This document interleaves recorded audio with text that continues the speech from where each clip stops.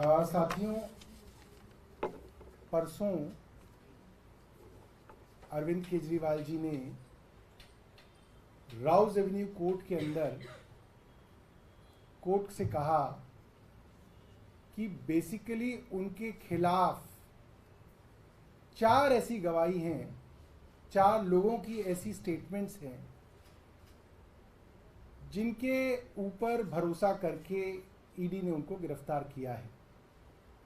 और कोर्ट से उन्होंने पूछा, क्या इस तरीके की 4 स्टेटमेंट्स पर्याप्त हैं कि आप एक सिटिंग चीफ मिनिस्टर को गिरफ्तार कर लें?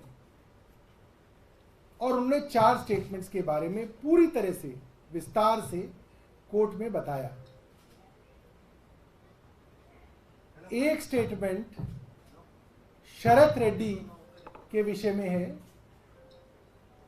और शरत रेड्डी की पिता की जो कंपनी है औरोबिंदो फार्मा और उनकी सब्सिडियरी ने किस तरीके से मनी लॉन्ड्रिंग में गिरफ्तार होने के बाद 55 करोड़ रुपए दिए, ये हमने आपको बताया।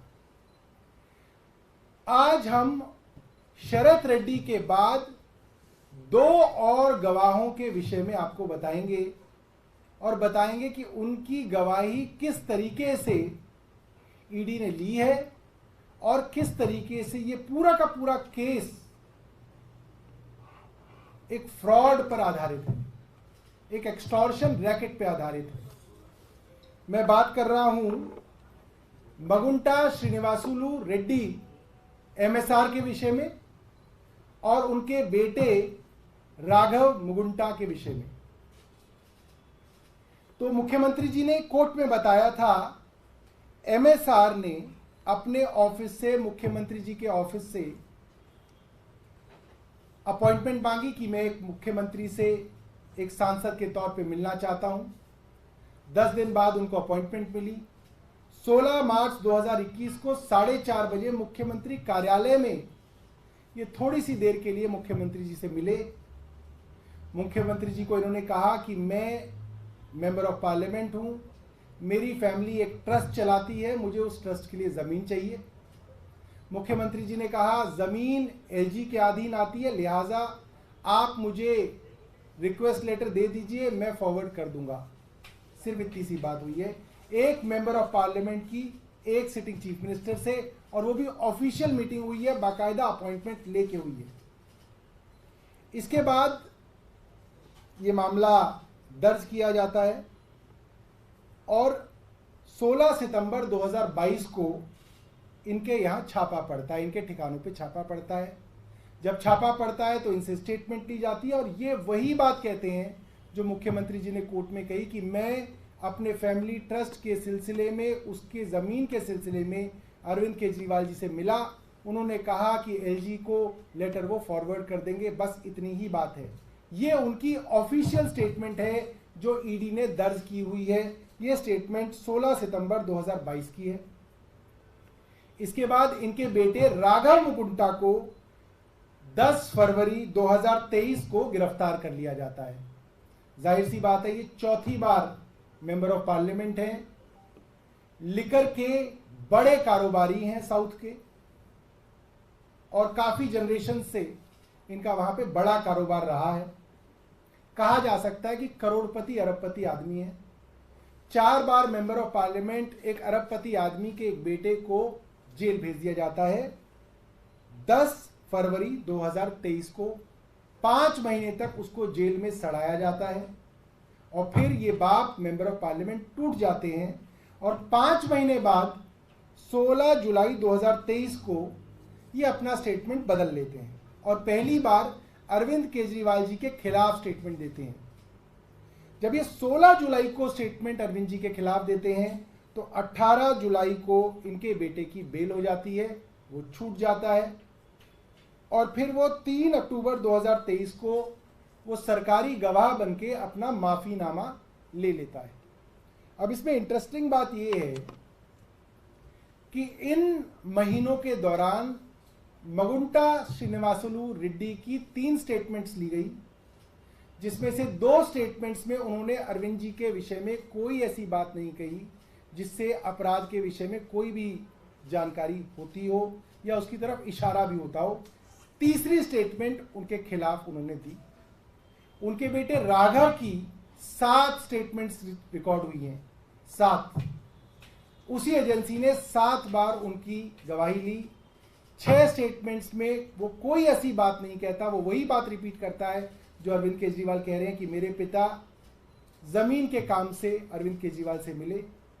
मगर जब 7वीं स्टेटमेंट में वो अरविंद केजरीवाल को इंडाइट करता है तो उनकी बेल हो जाती है और उनको सरकारी गवाह बना लिया जाता है। हमने आपको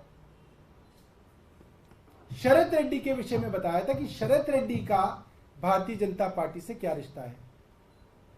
शरद रेड्डी मनी लॉन्ड्रिंग में गिरफ्तार होने के बाद 55 करोड़ रुपए भारतीय जनता पार्टी को इलेक्टोरल बॉन्ड से देते हैं। सबके मन में सवाल था कि भाई 4 में से 1 गवाह का तो अरविंद केजरीवाल जी ने बता दिया, बाकी गवाहों का कौन बताएगा। तो आज हम मुगुंटा रेड्डी और उनके बेटे राघव मुगुंटा रेड्डी के बारे में आपको बता रहे हैं। कल एनडीए यानी कि प्रधानमंत्री जी की जो अलायंस है एनडीए, उसके घटक दल टीडीपी ने उनको अपना मेंबर ऑफ पार्लियामेंट बनाने के लिए उम्मीदवार बना लिया है।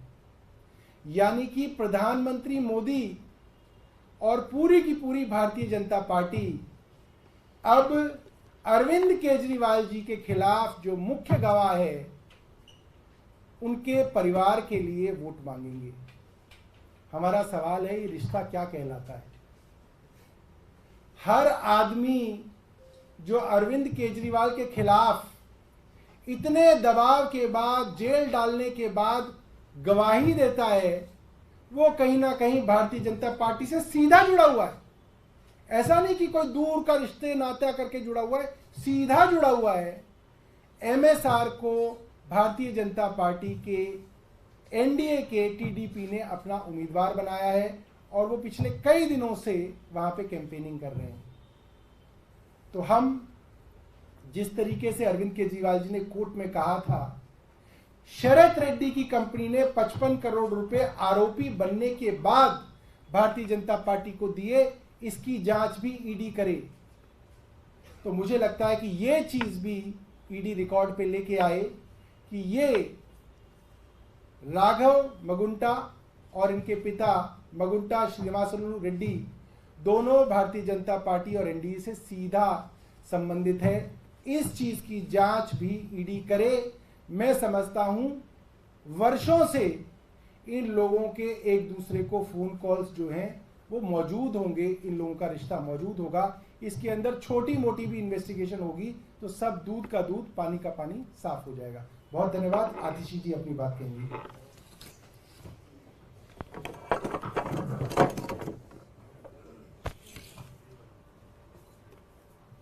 जैसा कि राउज एवेन्यू कोर्ट में अरविंद केजरीवाल जी ने बताया कि उनकी गिरफ्तारी 4 बयान के आधार पर हुई, मात्र 4 बयान, जिसमें से पहला बयान सी अरविंद का, जो तब सचिव थे, सेक्रेटरी थे मनीष सिसोदिया जी के, जिनका बयान मात्र इतना है कि उनको सीएम रेजिडेंस में एक्साइज पॉलिसी से जुड़े हुए कुछ कागज पकड़ाए। सी अरविंद का बयान कहीं पर भी नहीं कहता कि अरविंद केजरीवाल जी ने पैसे लिए, किसी ने अरविंद केजरीवाल जी को पैसे दिए। वो सिर्फ इतना कहता है कि सीएम रेजिडेंस में एक्साइज पॉलिसी से जुड़े उनको कुछ कागज मिले। इसमें पैसे के लेन देन का कोई बयान नहीं। दूसरा बयान शरद चंद्र रेड्डी, जिनके बारे में आज देश का बच्चा बच्चा जानता है कि साउथ लॉबी के शराब कारोबारी शरद चंद्र रेड्डी ने ईडी का छापा पड़ने के बाद, ईडी की गिरफ्तारी के बाद 55 करोड़ रुपया इलेक्टोरल बॉन्ड्स के माध्यम से भारतीय जनता पार्टी को चंदा दिया। तो ये थी 4 में से 2 गवाही। बाकी दोनों गवाही पिता और पुत्र MSR मगुंटा श्रीनिवासलू रेड्डी और उनके सुपुत्र राघव मगुंटा रेड्डी की थी, जिनकी पूरी डिटेल सौरभ भारद्वाज जी ने आपको बताई कि किस तरह से एक सांसद होने के नाते MSR अरविंद केजरीवाल जी से मिले, अपने फैमिली ट्रस्ट के लिए जमीन मांगी। अरविंद केजरीवाल जी ने कहा कि आप हमें पत्र दीजिए, हम LG साहब को बताएंगे। उसके बाद ना MSR का ना उनके पुत्र राघव मगुंटा का अरविंद केजरीवाल जी से कोई भी संपर्क रहा। जब 16 सितंबर को उनके घर पे रेड होती है, फिर से पिता और पुत्र की स्टेटमेंट होते हैं, जहां पर वो दोनों कहते हैं कि हमारी अरविंद केजरीवाल जी के साथ कोई जान पहचान नहीं है। मात्र उनके पिताजी MSR एक बार अरविंद केजरीवाल जी से मिले, फैमिली ट्रस्ट की जमीन के लिए मिले।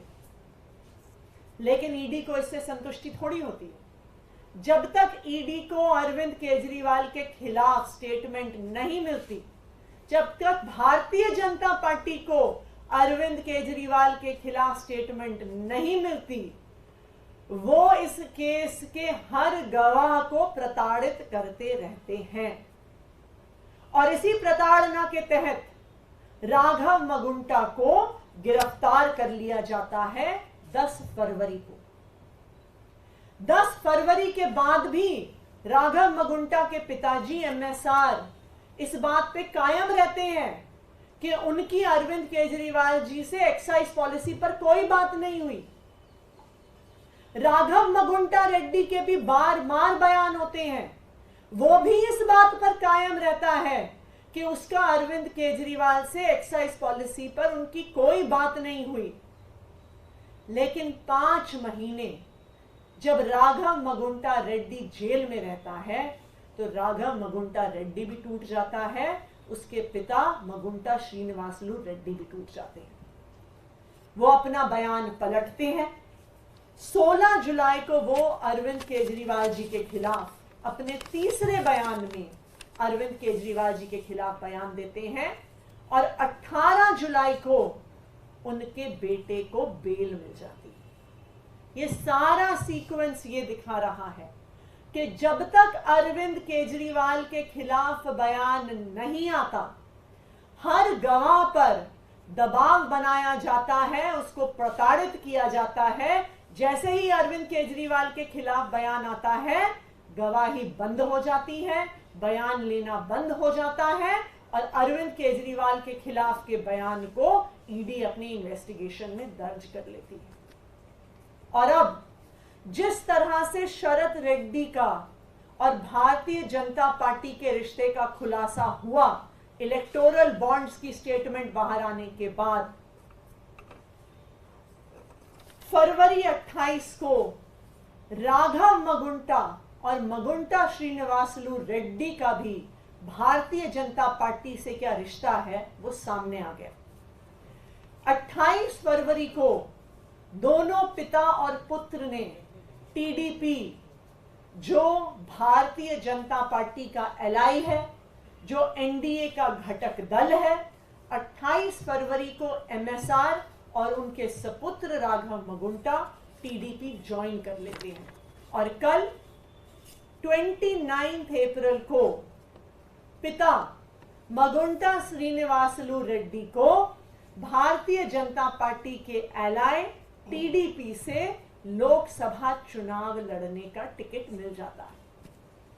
तो जिस साउथ लॉबी की बात हम पिछले 2 साल से भारतीय जनता पार्टी की प्रेस कॉन्फ्रेंस में सुन रहे हैं, ईडी द्वारा प्लांटेड खबरों में सुन रहे हैं, ईडी की वकीलों की दलीलों में सुन रहे हैं, उस साउथ लॉबी का रिश्ता साफ साफ भारतीय जनता पार्टी से है।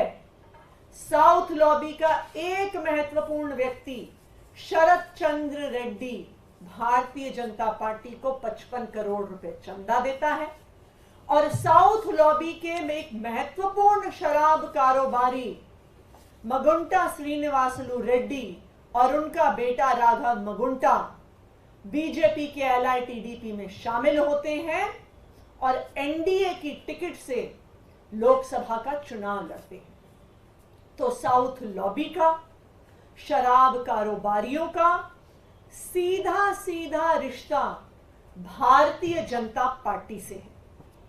तो मैं आज ईडी को यह चैलेंज करना चाहती हूं कि अगर आप वास्तविक तौर पे एक इंडिपेंडेंट इन्वेस्टिगेटिंग एजेंसी हैं तो इन सारे फैक्ट्स को रिकॉर्ड पे लेके आइए।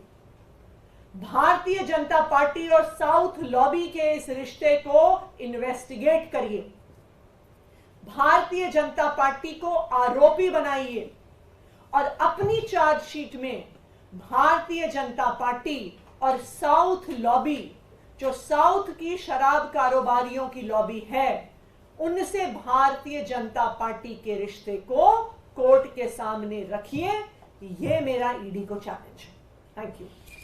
तो मैम इसी मामले में आज कैलाश गहलोत जी को भी समन मिला है, वो भी पहुंचे हैं ईडी दफ्तर। देखिए, जो ये सारा प्रकरण है, चाहे ये अरविंद केजरीवाल जी की गिरफ्तारी हो, उससे पहले मनीष सिसोदिया जी की गिरफ्तारी हो, संजय सिंह जी की गिरफ्तारी हो, सत्येंद्र जैन जी की गिरफ्तारी हो, किसी भी गिरफ्तारी का किसी भी जांच से कोई लेना देना नहीं है। अगर जांच से लेना देना होता तो आज जांच भारतीय जनता पार्टी की हो रही होती, क्योंकि साउथ लॉबी की शराब कारोबारियों का सीधा लेना देना भारतीय जनता पार्टी से।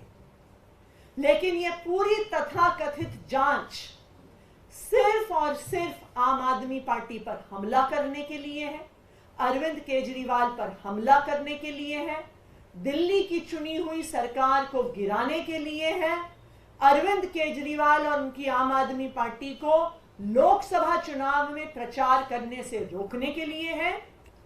आज कैलाश गहलोत जी को बुलाया है, क्या पता कल मुझे बुलाएं, परसों सौरभ जी को बुलाएं, उसके बाद एक एक करके आम आदमी पार्टी के हर नेता, हर विधायक, हर कार्यकर्ता पर झूठे आरोप लगाकर उनको समन भी करेंगे, उनके घर रेड भी करेंगे, उनको गिरफ्तार भी करेंगे। ये भारतीय जनता पार्टी की साजिश है। मैम, क्या आप इसको देख रहे हैं प्रेसिडेंशियल रूल लगाने की कहीं इसमें कोई कॉन्स्पिरेसी हो? जो ये पूरा घटनाक्रम है, जिस तरीके से अरविंद केजरीवाल जी को गिरफ्तार किया गया है, ये दिल्ली की चुनी हुई सरकार को गिराने की एक साजिश है। प्रधानमंत्री नरेंद्र मोदी जी ने, उनकी पार्टी भारतीय जनता पार्टी ने ये देख लिया है कि वो कितनी भी कोशिश कर लें, वो दिल्ली में अरविंद केजरीवाल को हरा नहीं सकते। एक के बाद एक, चाहे 2015 का चुनाव हो, 2020 का चुनाव हो, पिछले साल का MCD का चुनाव हो, भारतीय जनता पार्टी ने यह देख लिया है कि हर षड्यंत्र के बाद भी वो अरविंद केजरीवाल को हरा नहीं सकते हैं। और इसीलिए वो पिछले दरवाजे से, चोर दरवाजे से साजिश कर रहे हैं कि अरविंद केजरीवाल की सरकार को गिराया जाए। और इसीलिए अरविंद केजरीवाल को गिरफ्तार किया है, कोई जांच करने के लिए नहीं, कोई एक्साइज पॉलिसी की इन्वेस्टिगेशन के लिए नहीं, पर एक लोकप्रिय चुने हुए मुख्यमंत्री और उनकी सरकार को डिस्टेबलाइज करने के लिए। मैम, अभी खबर आई कि ईडी ने जल बोर्ड के मामले वाले केस में भी चार्जशीट फाइल कर दी है।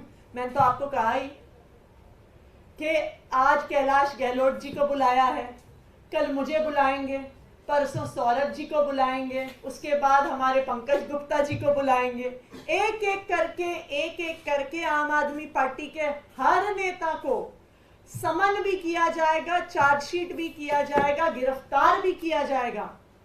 लेकिन मैं भारतीय जनता पार्टी को यह बता दूं कि हम आपकी धमकियों से डरने वाले नहीं हैं। हम जेल जाने से नहीं डरते, तुम हमें फांसी पे टांग लो, हम उससे भी नहीं डरते। आम आदमी पार्टी का हर नेता, हर कार्यकर्ता अपनी आखिरी सांस तक इस देश के संविधान के लिए, इस देश में लोकतंत्र को बचाने के लिए लड़ता रहेगा। एक आखिरी सवाल है, कांग्रेस ने आज पीसी की है कल के रैली के लिए।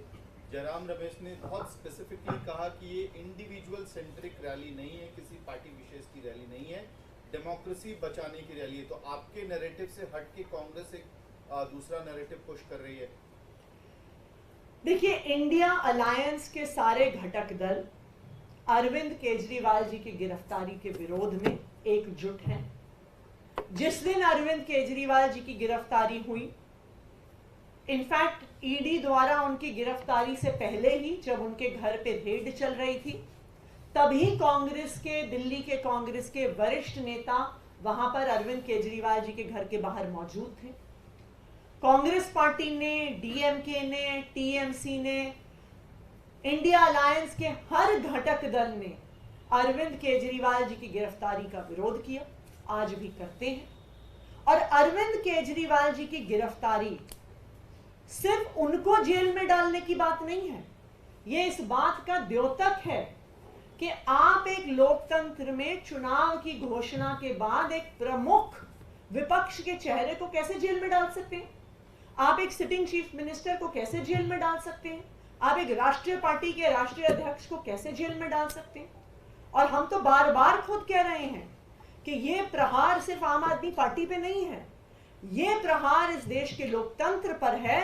चाहे वो ऑपरेशन लोटस जिस तरह से चल रहा हो, विपक्षी दलों पर सीबीआई और ईडी के केस हो, कांग्रेस पार्टी का बैंक अकाउंट फ्रीज करना हो, लेफ्ट पार्टीज को इनकम टैक्स का नोटिस हो, अरविंद केजरीवाल जी की गिरफ्तारी लोकतंत्र पे जो हमला हो रहा है उस पे एक आखिरी प्रहार है।